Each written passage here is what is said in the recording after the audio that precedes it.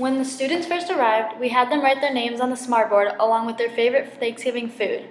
We did this to get in the spirit of Thanksgiving and later use it as their favorite food for another activity.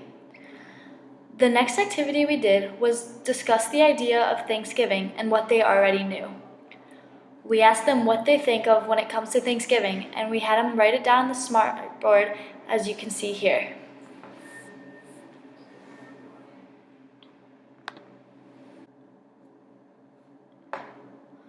We had the students write down anything that they knew about Thanksgiving already, whether it was correct or not, so later they can go back and see how much they've learned.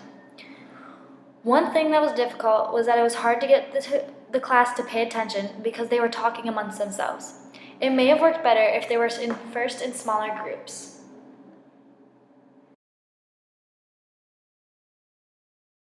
Lobster, eel. Next, we showed them the story jumper that we have created for our lesson plan. We showed the story jumper on the smartboard so that everyone could follow along easily. Holiday in the United States. After they learned about the history of Thanksgiving, we had them type out scripts about different topics that we gave them relating to Thanksgiving. Then they acted them out. What do you guys have for yours? The feast. Put your phone away. The feast? Yeah. Tell me about what we were thankful for and why it's changed from the first. Make sure you write your script out. That sounds good.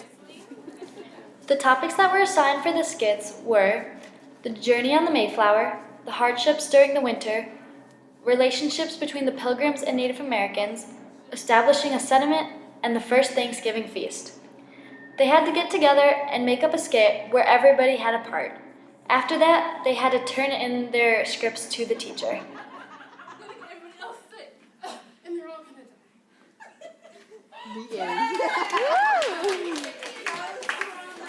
Nice job. We then discussed the idea of gratitude. We asked the students what they thought it meant. A lot of students knew a lot about it. After we learned a bit more about gratitude, they wrote what they were thankful for on a worksheet that we have printed out to make it easier to organize for them later on.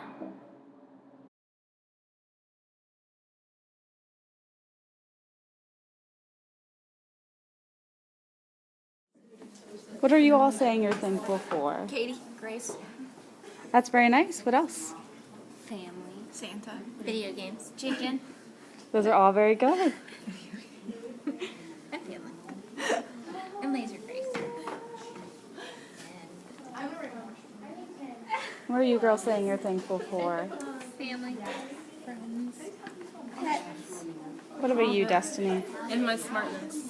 Your smartness? That's good. You can choose qualities. Yeah. That's a good idea. You have to love yourself before you love others. Very good. And what are we thankful for at this I table? think Maria's gonna rob. I'm thankful for my family and my health. She wanted to give it to him. Those are very good. Thank you. Clothes. She spelled clothes wrong. It's okay. She sounded it out. That's what you're. After that, we put the tables together and passed out snacks to recreate the first Thanksgiving feast. As they sat and ate, they made paper turkey necklaces with the feathers that has what they are thankful for on it. This was a great craft for the kids because they enjoyed it while also learning more about Thanksgiving. It also showed their creative side. I learned that not everything is going to go by your rules. The kids will not act as perfect as you would like, and sometimes you just need to go with it.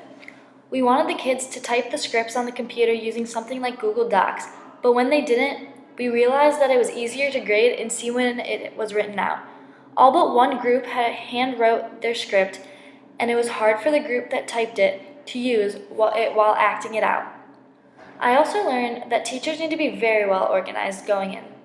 If you aren't organized, the kids can get out of control and you will get frustrated.